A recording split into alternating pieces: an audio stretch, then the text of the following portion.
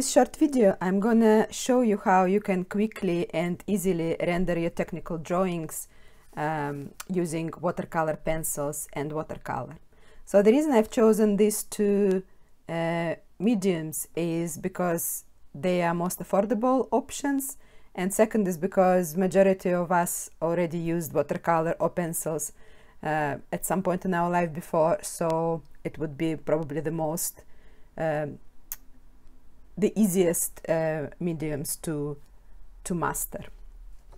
So of course you can use normal pencils instead of watercolor pencils, but it means that you will need to invest in the much better quality pencils, the professional grade ones, which obviously increase their costs, and also it will take much longer to apply several layers of very close-knit hatching of normal pencils to achieve the same result as we want to achieve now with watercolor pencils.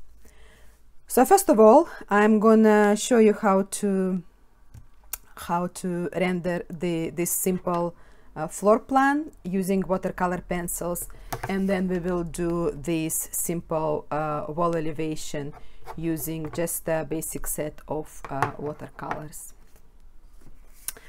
Okay, so let's begin.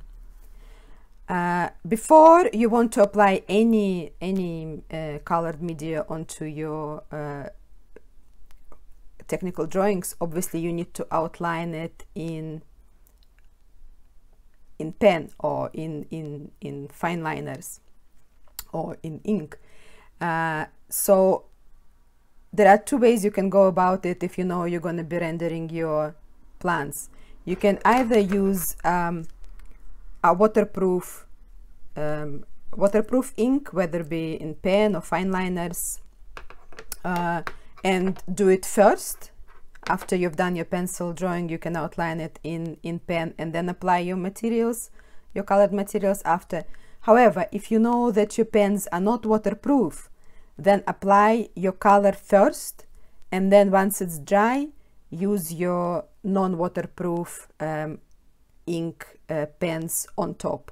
The result will be the same. It's just you need to remember that when you apply anything that is that we're gonna be using with water, like watercolor pencils or watercolors, we need that the pen is permanent, is waterproof. Otherwise, it's gonna run and make a mess. So okay, let's quickly render this floor plan using this basic set of watercolor pencils. So watercolor pencils, they're specific. You use them originally like normal pencils. So for example, let's start just with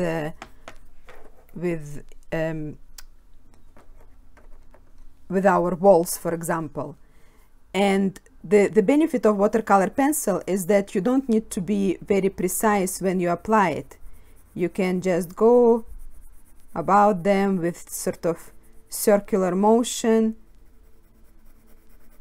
and this is not a very good grade of watercolor pencils, and the reason I'm using it is just so to show you that it really is possible to achieve great results without that much of a expense or time invested. So you see, if we were using normal pencils now, we would need to be very careful about how we apply this shading. Because we're using watercolor pencils, it doesn't really matter, because we're gonna apply water to it afterwards, and it will all make it better. So just quickly covering the area that we need to render. We still want it to be quite close-knit. We don't want to have a lot of gaps in between the strokes, because it's going to be just, the color is going to be much less intense once we apply the water to it. So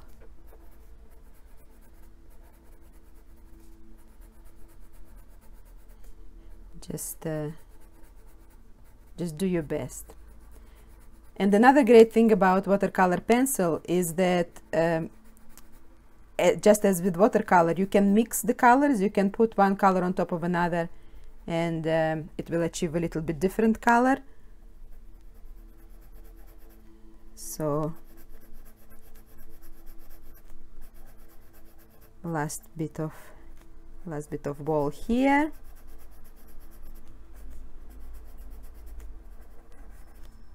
As I said, just try to be as precise as you can, but don't worry too much about it. It's not a big deal. Just try to keep within your outline. That's the main thing.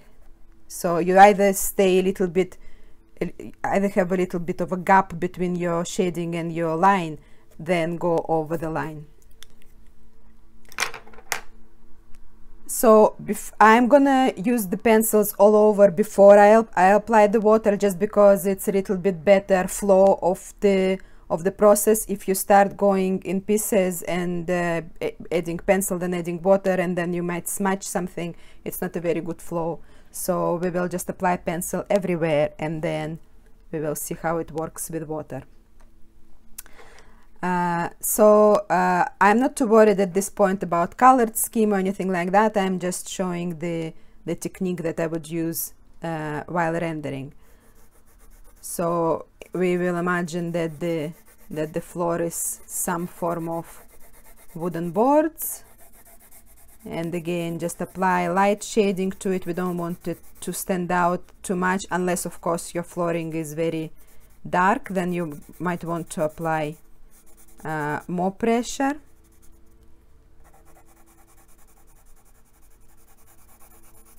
So just going lightly everywhere around.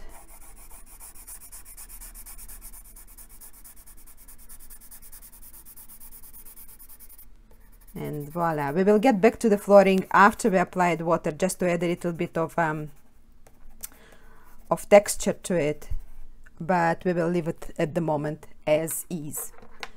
So then we can do a little bit of blue on the glass table, and as you see here, I've shown a little strokes on this table just to indicate the glass.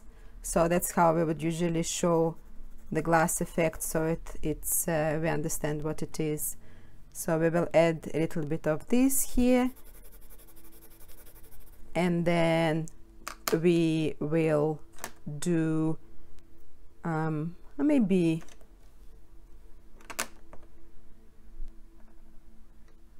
a pink sofa. Let's do a pink sofa, dark pink sofa.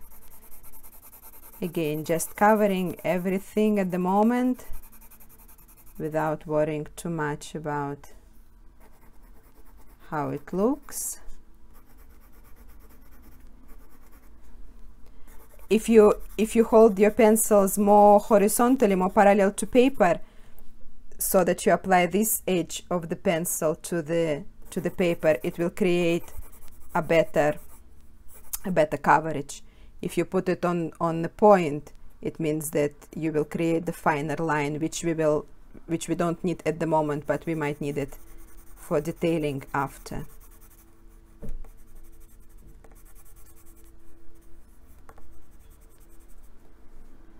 So just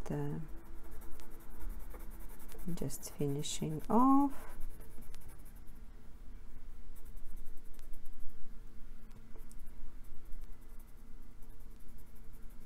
And we have our studio assistant here giving us some help. And last, we have a carpet, which we will just leave at the moment as it is. Okay, so once we applied all this, we take our water, our brush, and we want we want to add quite a little bit of water onto it, but not soaking wet. And then we're just gonna smooth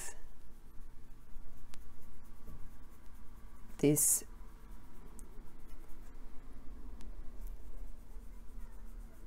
water quickly over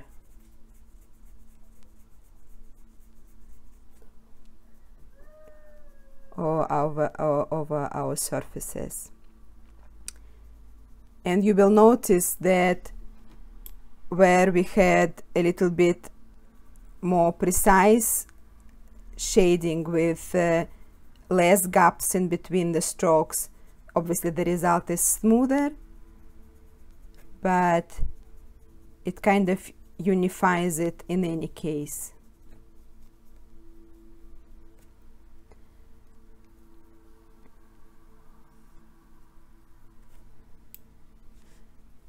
So you might ask, why would we use watercolor pencils if we apply water to them afterwards and we could just go with watercolor?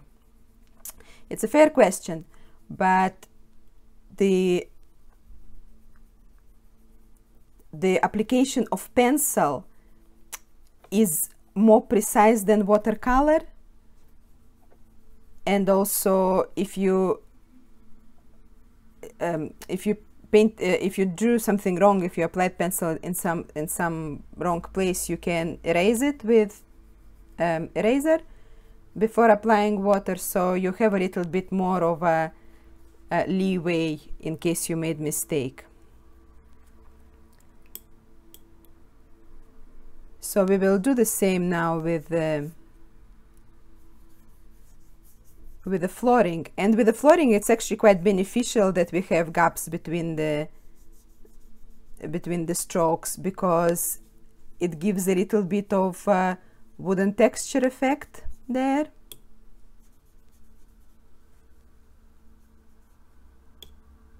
So just keep going and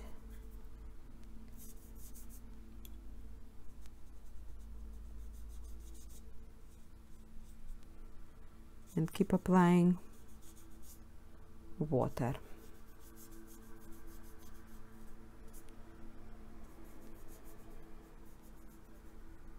Again, just try not to go over the overall boundary of the shape, just so that it looks a bit neater. And now we just wash the brush and we will do our sofa. So if you can go, depending on the effect you want to create, you can go linear like we did with the wooden boards, or we can go in sort of circular motion and create a little bit more of a different sort of shape and surface cover.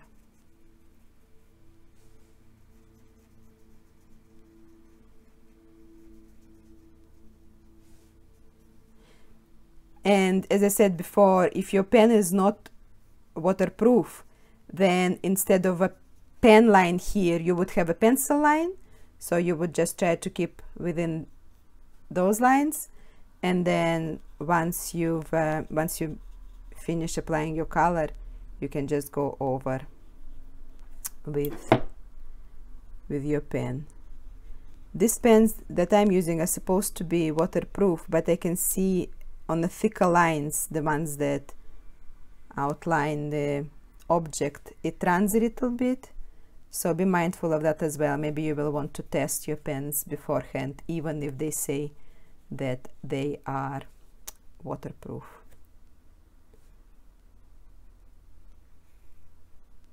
If you apply too much water somewhere, just squeeze your brush and remove excess of water with clean dry brush. And last we've got here is this glass table.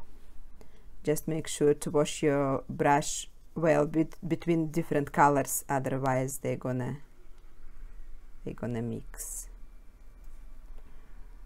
Okay, so now we're gonna give them a little minute to dry, and while we do this, I'm just gonna do some plants here,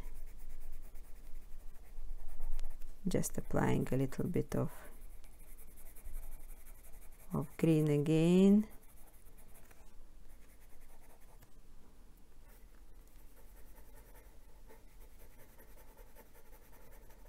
And then I might want to go a little bit with different green on top, just to create a little bit of 3D effect rather than just a flat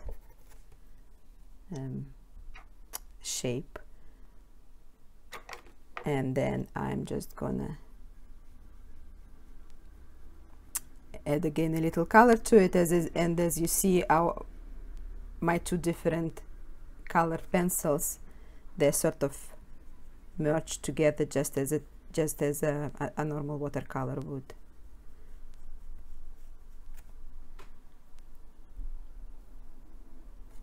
So here we go. Once we've done that, we might want to add a little bit of shape. We might want to add a little bit more color. Here already we need to be a little bit more precise because we're not going to be applying water to it again. So we just want to maybe use a little bit of darker color to indicate that the pillows have volume to them. Just differentiate as well a little bit between the seats and the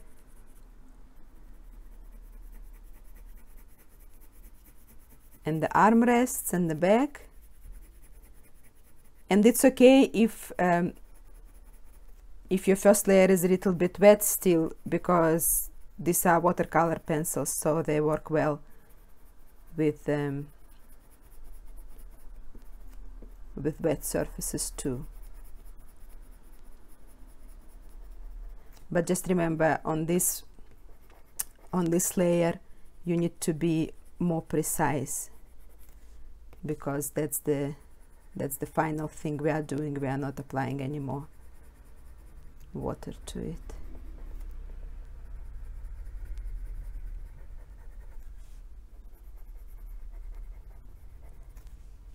Here we go. You can even add a little bit more, for example, purple here now, just to add a little bit effect of the cooler shadow,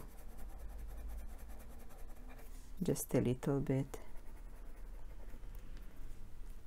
And now if we want to add a little bit more texture to the wooden floor, for example, we can either use the same pencil and just apply lines. It will create quite a soft effect, so it doesn't jump straight away on us, that the floor continues be the furthest from us.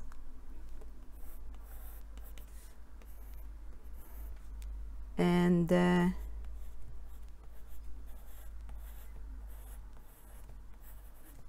just create this effect of wood.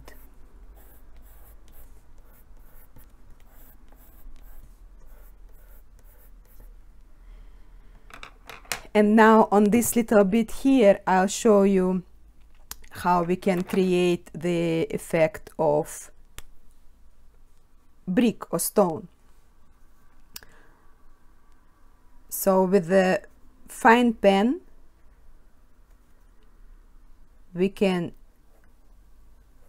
just draw in some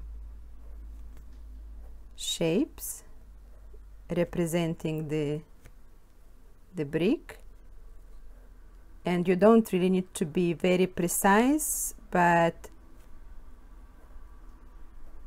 again, you might want to pay attention to the pattern specifically so that they are roughly the same size and they overlap by half.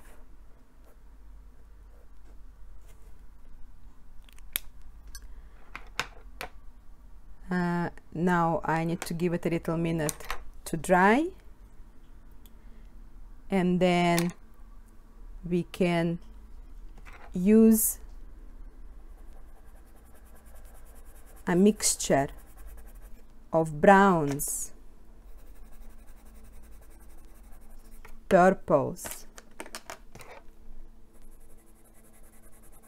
some reds, just overlapping, because you know it's never the same kind of color in natural materials, so we want to differentiate it to create the effect that we want.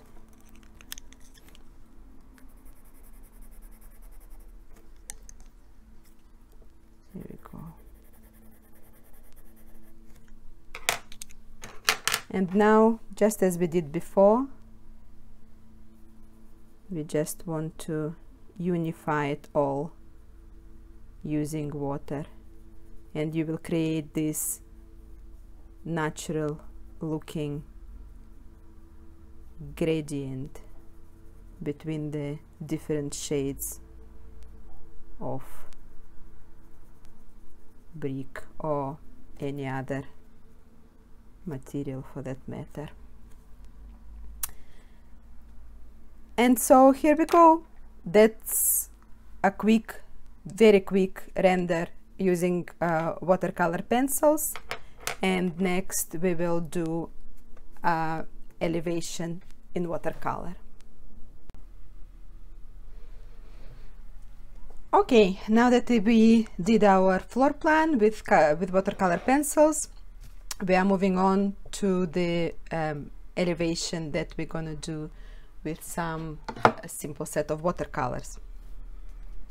And for mixing watercolors, you will need to have a spare piece of paper or a palette like this, or I usually just use a white ceramic plate. So in watercolors especially, you always want to start with a background. If you have it, like for example, if your wall is white, then just leave it white. But on this example, I want to show you that, for example, our wall is covered with some sort of patterned paper. So maybe the ones that are quite popular now, you know, large floral textures in there. So we want to start from those. So we want to start from background.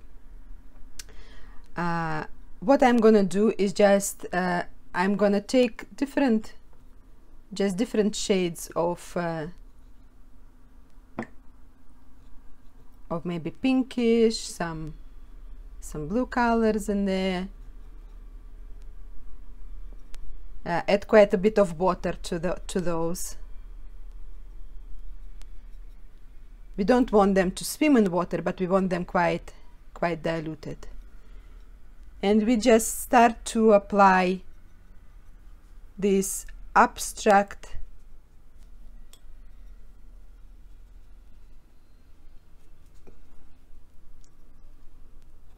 shapes. And don't worry that they don't make much sense at the moment. We will make them look the way we want them to look. But at the moment, the main things with watercolor, add a bit of water to them. You don't ever, unless it's a very detailed last, last step in your painting, in your rendering, you never really want to go in with dry brush. You always want to add a little bit of water. That's the main benefit of watercolor, is that you can create this transparent and very defined watercolor look. So just don't be afraid. That's why it's called watercolor. Add a little bit of water.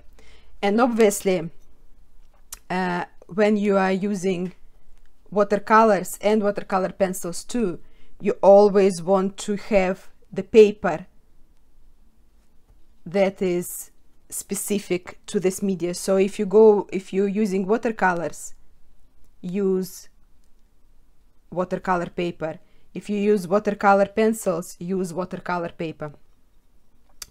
If you use markers that are specific for markers, because markers especially, they just seep through any kind of paper.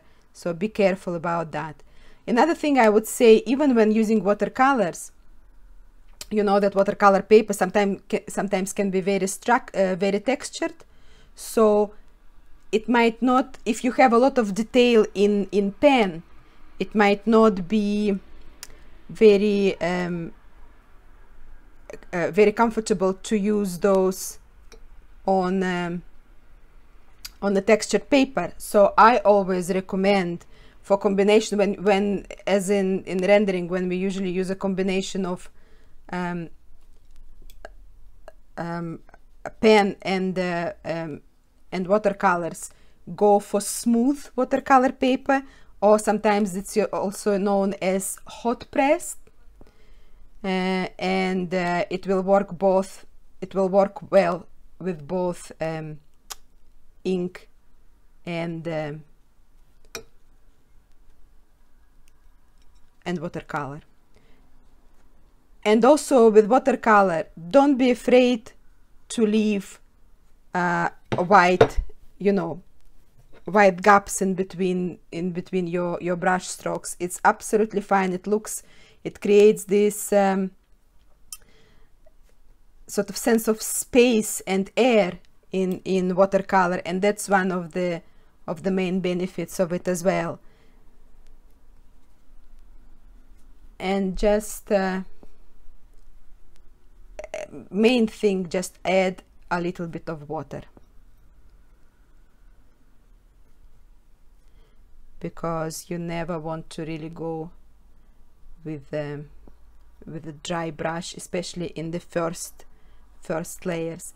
And also keep in mind that watercolor always dries lighter than the color you applied, which is good, because if you made a mistake or if you applied maybe a wrong color, it's not such a big deal. You can always overlap it with a darker color later.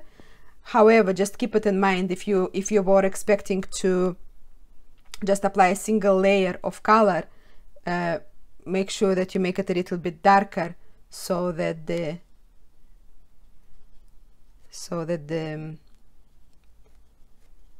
color is the strength that you wanted. And also one thing I would like to point out, as you see here, I'm just going in with different colors from my palette, and they all mixed nicely. They don't create any muddy puddles or anything like that, and that's because I'm using here just the analog colors, or the colors that are next to each other on the palette, and they mix really well. They create these additional tertiary colors even when they mix. So it's a very nice way of creating this feel. However, if you wanted now to go in with, for example, reds and greens for maybe some floral paper, you would not want to overlap those while they're still wet, because they are complementary colors and they would run into each other and create a dirty shade of brown, which you don't want. So if you want to use complementary colors in your palette, make sure that you leave a gap between them so that they don't run into each other while they are wet. Okay, so we will just leave this at the moment. We will leave it to dry, and we just continue with everything else. So we can just, if we have something on the wall, we don't want to be very detailed about it unless we really need to, unless it's maybe a prized possession of an owner, and then you might want to pay a little bit more attention to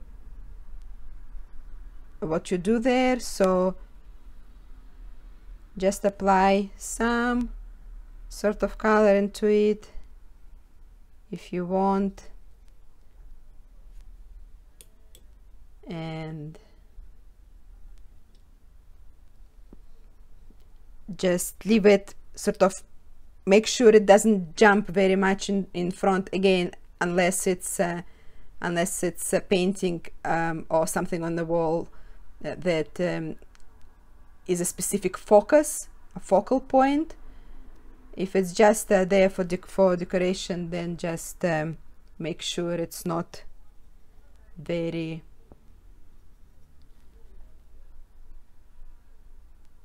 prominent.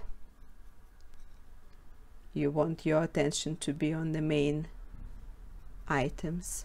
And again, if you apply too much water, squeeze your brush, go over with a dry brush, and it should be fine.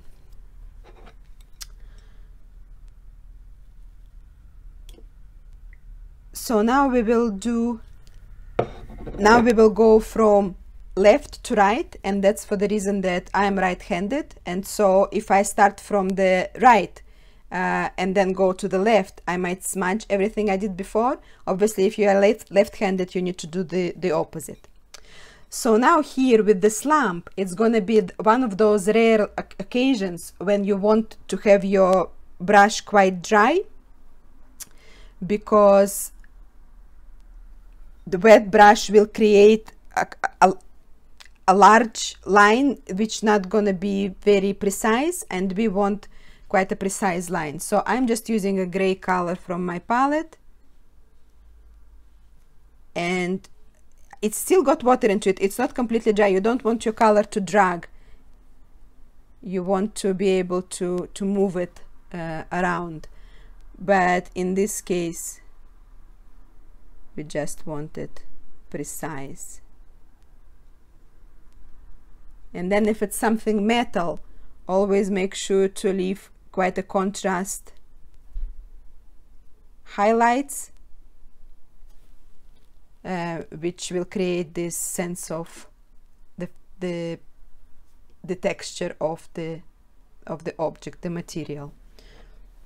So now we will go to the sofa. Again, very simple. Start with a lighter color first. Let's go with the colors that we already used here. We will go with some pinks again, and just apply it. Make sure it's not too dark, but apply it. I'm gonna apply it everywhere, just leaving a little bit of white spaces here to create some sense of shape.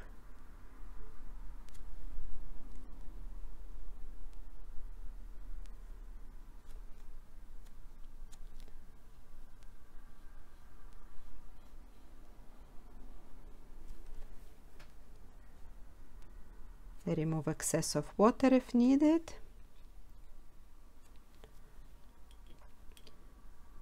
And then we will make the pillows purple. I'm making all of this a little bit darker because I wanted to stand out on against my background. So just adding a little bit of color here.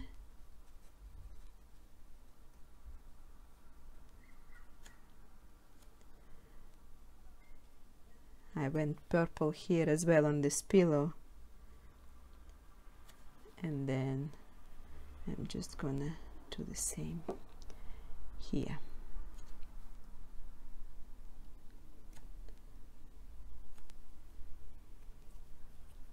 Okay, and now we will make the foundation of the sofa and the legs. We're gonna make them some sort of wood, so we need to mix some browns here. Make sure that you try and represent, for example, if your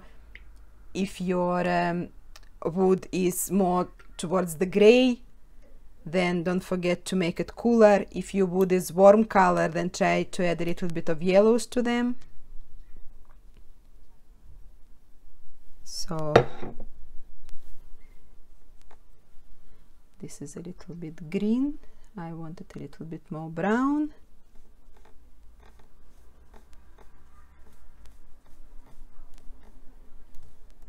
So just pay attention to what wood you are using, whether it's dark wood, mahogany or birch. So try and mix the color that would be representative of that, because that's the reason we are doing this rendered technical drawings, is so that we could convey more clear to our client what we are actually trying to achieve with our design. And then here we have some sort of floor ornaments, which again just depends on what you are doing, what your ideas are.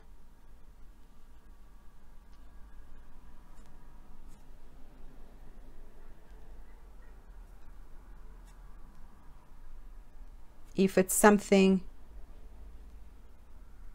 just there for decoration, don't put too much attention to it. And now I'll add a little bit of this floral arrangement here, which is quite a nice way of make things a little bit more lively. So again, I'm gonna go with the colors that we already used, and I'm gonna apply it in this pointy fashion. I don't want any rigid borders here, because it's organic material. It's never gonna be, you know, as precise as your sofa or a lamp. So just add a little bit like that, and then leave it dry, because then I want to add a little bit of green, but I don't want again green color to mix into the red color, because as I said, they're complementary color and they will create the shade of brown.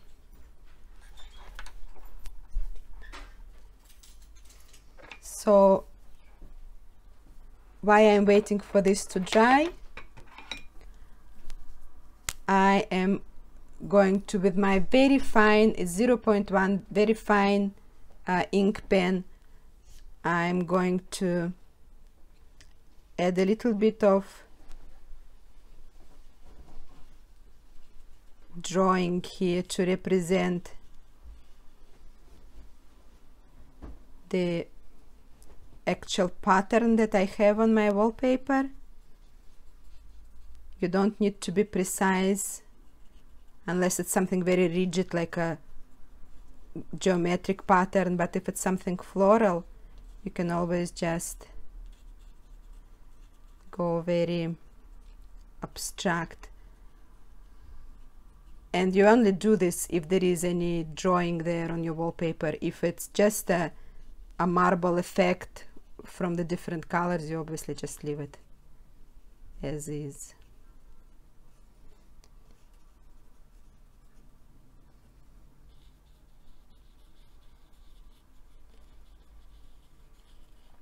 So just go as precise as necessarily to be able to convey the materials and the textures that you're planning to use, but it's not a technical drawing as such in terms of all these textures and colors, so it's nice to be a little bit more artistic here and add a little bit of character and flair into it.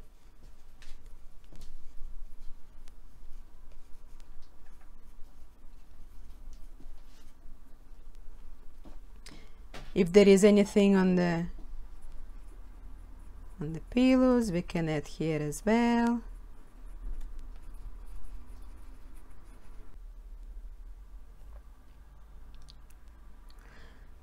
We can always add some wooden texture here as well, a little bit different now from what we did on the floor plan. Maybe it's some other cut of timber here. And the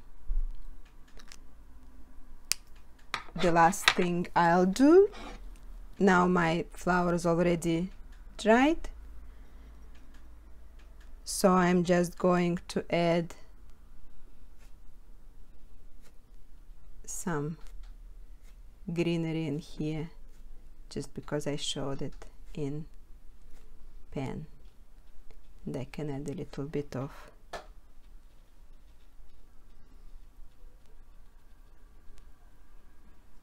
texture here as well. And so that's it. Now we just need to add it to dry, to leave it to dry. And if your pen was not waterproof and you were using pencil underlay for doing your rendering, then you can add your pen now.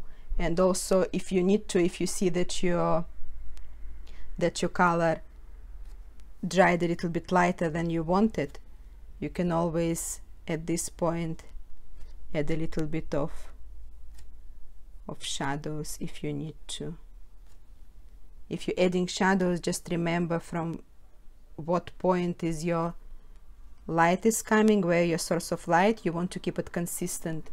You don't want to put shadow on one side on one object and then on another side on a different object. You want it to keep consistent through all of your objects. So if we started from the left, then we will just keep the shadow always on the left. And that's it. So I've just showed you a couple of easy and quick options to render your technical drawings.